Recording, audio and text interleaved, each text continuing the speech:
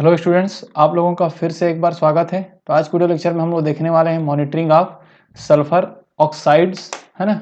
हम लोग देख रहे हैं हमारा जो मॉनिटरिंग ऑफ एयर पॉल्यूटेंट्स में। इससे पहले वाले वीडियो लेक्चर में मैंने मॉनिटरिंग ऑफ नाइट्रोजन्स के ऑक्साइड NOx के बारे में मैंने बता दिया है। दो मेथड मैंने बताया था उसमें, स्पेक्ट्रोफोटोमेट्रिक मेथड एंड केमिलुमिनेसेंस मेथड। ठीक है, तो आज के वीडियो लेक्चर में हम लोग देखने वाले हैं सल्फर ऑक्साइड्स का हम कैसे मॉनिटरिंग करते हैं।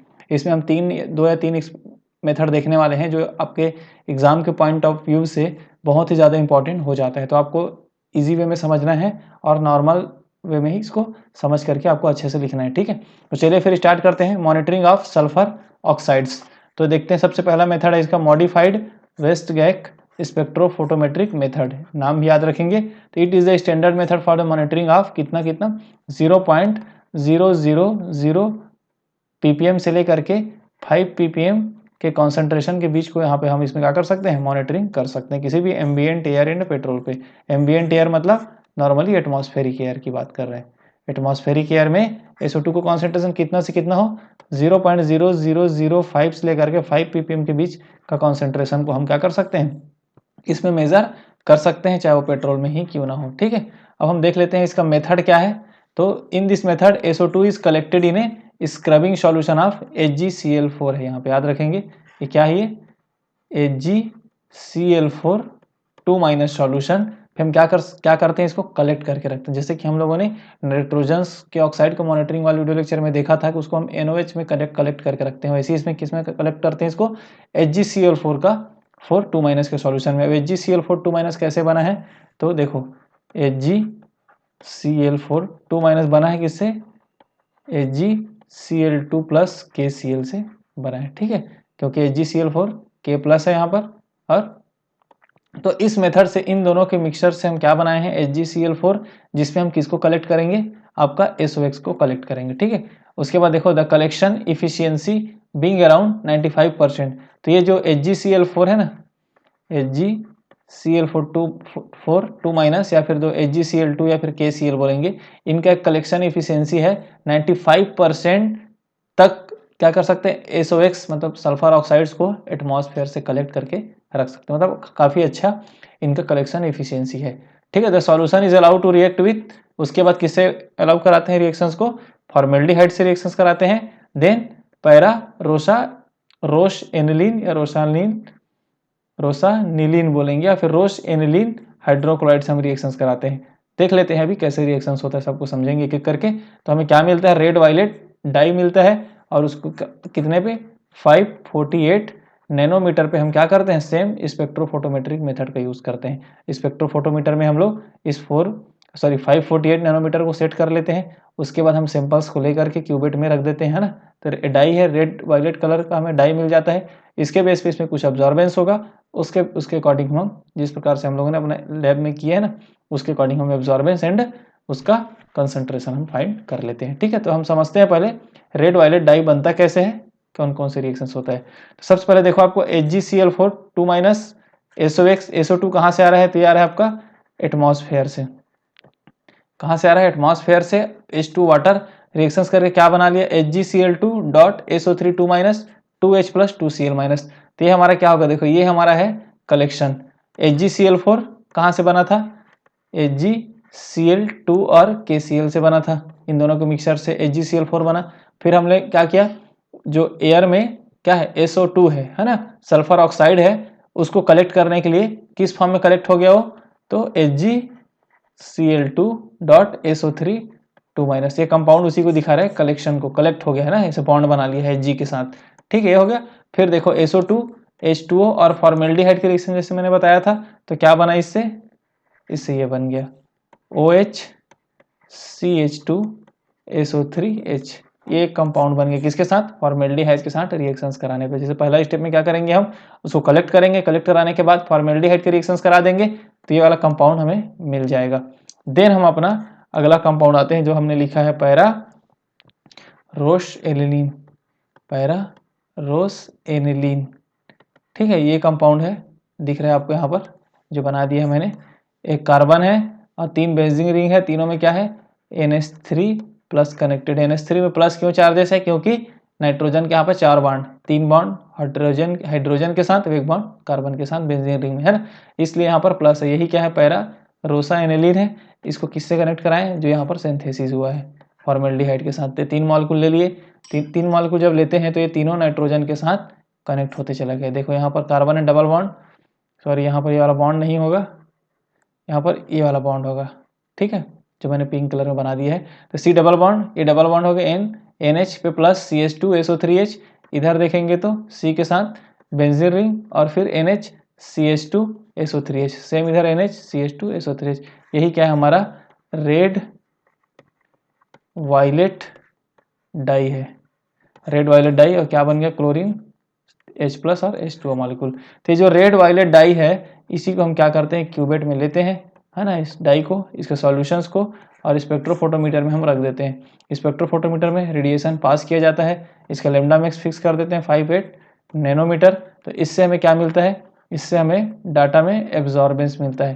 तो एब्जॉर्बेंस और जो हमने कॉन्सेंट्रेशन को लिया था, है ना, उसके बीच ग्राफ प्लॉट करते हैं, फिर हम अननोन का इससे फाइंड कर लेते हैं। तो ये हमारा एक स्टैंडर्ड मेथड है। स्पेक्ट्रोफोटोमेट्रिक मेथड का यूज करके हम क्या कर सकते हैं, अपना सल्फर ऑक्साइड्स के पॉल्यूटेंट्स कितने हैं, सॉरी कंसंट्रेशन कितने, इसको मेजर कर सकते हैं कोई भी एक एयर सैंपल को लेकर के, ठीक है। तो एक नॉर्मल मेथड हो गया।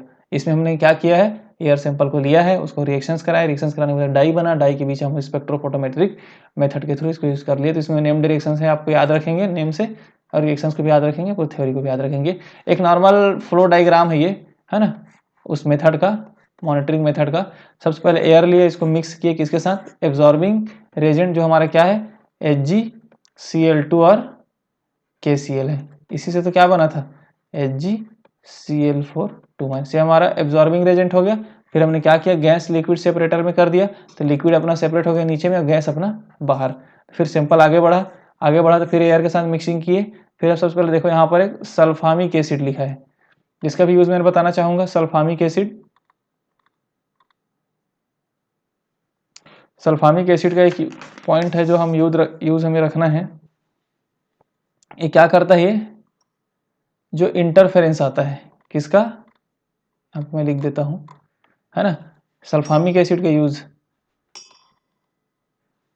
तो यहां पर लिखते हैं सल्फामिक एसिड का यूज क्या है, जो इंटरफेरेंस आता है NO2 का। अगर हम SOS का, सल्फर ऑक्साइड्स का मॉनिटरिंग कर रहे हैं, तो NO2 का क्या आता है, इसमें इंटरफेरेंस आता है। तो इसको एलिमिनेट करने के लिए हम लोग सल्फामिक एसिड यूज करते हैं। और सल्फामिक एसिड का फार्मूला अगर देखेंगे तो क्या होता है H2NaSO3H। तो इसको यूज करने पे ये NO2 को कन्वर्ट कर देता है आपके किसमें, N2 में कन्वर्ट कर देता है। मतलब इसको क्या कर देता है, रिड्यूस कर देते हैं, रिड्यूसिंग एजेंट के रूप में, ठीक है। तो क्या हुआ देखो, सबसे पहले समझते हैं, जब हम एयर से SO1 सल्फर ऑक्साइड्स का सैंपल कलेक्ट करते हैं तो उसमें NO2 एज अ इंटरफेरेंस आ जाता है, मतलब इंटरफेयर करने के लिए उसको साथ में ही आ जाता है ना। तो उसको हम क्या करते हैं, उसको एलिमिनेट करना पड़ेगा, क्योंकि हमें चाहिए सल्फर ऑक्साइड्स का डाटा। तो NOx भी आ गया है इसमें, नाइट्रोजन के ऑक्साइड NO2 भी आ गया है।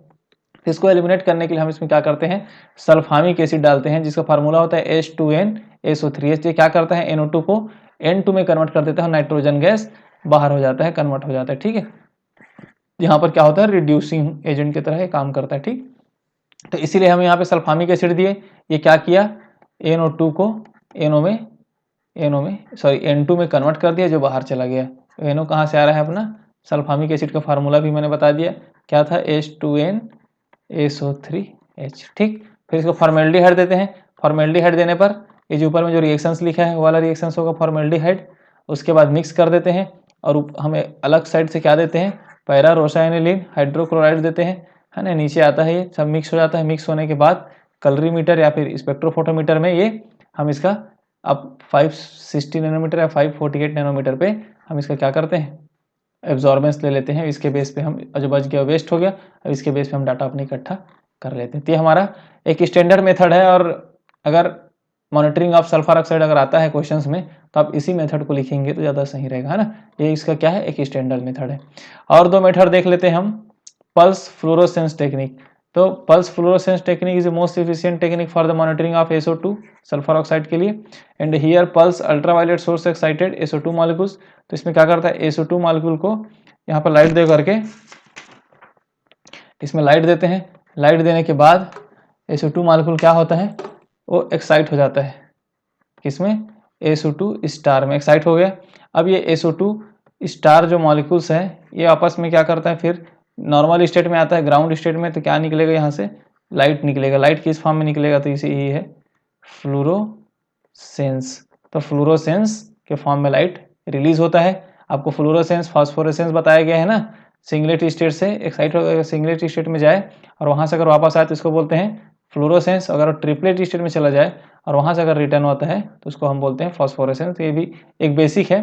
तो पल्स फ्लोरोसेंस टेक्निक का मेथड यही है कि SO2 को लाइट दे करके क्या करते हैं, पहले एक्साइट कराते हैं, एक्साइट होने के बाद एक्साइटेड स्टेट से लोअर स्टेट में फिर आता है ग्राउंड स्टेट में, तो फ्लोरोसेंस रिलीज करता है। इसी फ्लोरोसेंस का मेजरमेंट हम करते हैं। तो the fluorescence so produce can be detected by making use a photo multiplier tube. तो फोटो मल्टीप्लायर ट्यूब के थ्रू इस फ्लोरोसेंस को डिटेक्ट कर लेते हैं and their signal processing transfer to the meter and recorder. और फिर इसके बाद इसका हम क्या करते हैं, सिग्नल का प्रोसेसिंग स्टार्ट कर देते हैं। तो humidity associated with SO2 however quench the fluorescence intensity. तो अगर ह्यूमिडिटी है किसके साथ, SO2 के साथ, SO2 के साथ अगर ह्यूमिडिटी है एसोसिएटेड है वो, तो क्या करेगा, फ्लोरोसेंस को क्वेंच कर देता है। मतलब जितना फ्लोरोसेंस हमें मिलना चाहिए था, जितना लाइट हमें मिलना चाहिए उतना ना मिल कम मिलता है। एक टाइप से क्या है, ये इंटरफेरेंस है पल्स फ्लोरोसेंस टेक्निक के लिए, क्या, ह्यूमिडिटी। अगला टेक्निक है केमियोलुमिनेसेंस मेथड या फिर इन गैस फेज होता है ये। Air sample is combined combusted in H2 flame. तो जो एयर का सैंपल है हमारे पास, जैसे मान लो एयर सैंपल में क्या मिलेगा, 2SO2, इसको हम क्या करते हैं, कौन से फ्लेम में, H2 फ्लेम, हाइड्रोजन फ्लेम में। H2 मतलब हाइड्रोजन ना, इस टाइप से लिखा है, H2 फ्लेम में इसको क्या कंबसन किया जाता है, मतलब जलाया जाता है। तो इससे हमें क्या मिलेगा, इस समय इसका डाइमर फॉर्म मिल जाता है एक्साइटेड स्टेट में प्लस 4H2O। अब ये जो डाइमर फॉर्म है H2 स्टार, अगर इसको हम आगे देते हैं तो क्या बनता है, H2 प्लस H में।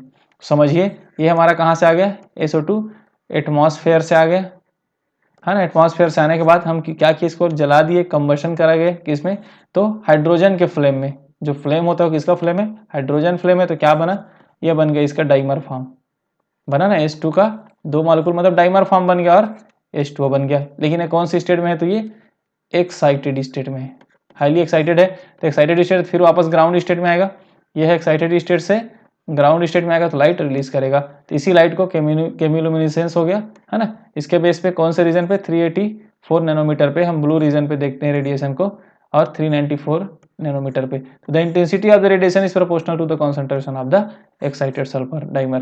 तो जितना ज़्यादा इस रेडिएशन का इंटेंसिटी का कंसंट्रेशन होगा, प्रोपोर्शनल होगा, उतना ही ज़्यादा वो उसका क्या होगा, सल्फर उसमें प्रेजेंट है। ये हम एक अनुमान या फिर कैलकुलेट कर सकते हैं। तो ये हो गया केमियोलुमिनेसेंस मेथड। और मैंने 2 मेथड और बता दिया मॉनिटरिंग ऑफ सल्फर ऑक्साइड्स को। तो ये 2 मेथड को आपको अच्छे से याद रखना है। फर्स्ट मेथड तो मोस्ट इंपॉर्टेंट मेथड हो जाता है सल्फर ऑक्साइड्स के लिए, है ना। तो उम्मीद करता हूँ वीडियो आपको समझ में आया होगा। अगर वीडियो आपको अच्छा लगा होगा तो चैनल को सब्सक्राइब कर दें, वीडियो को लाइक कर दें और ज़्यादा से ज़्यादा दोस्तों में अपने शेयर कर दें ताकि नॉलेज सबको मिलती रहे। ठीक है, मिलते हैं नेक्स्ट वीडियो लेक्चर में फिर एक नए टॉपिक के साथ। मॉनिटरिंग ऑफ ओजोन हो गया आपका, बहुत सारी चीज़ें बची हुई है, उसको हम डिटेल में समझेंगे, है ना। बहुत सारे मेथड इन्वायरमेंटल केमिस्ट्री को लेकर के हम समझने वाले हैं।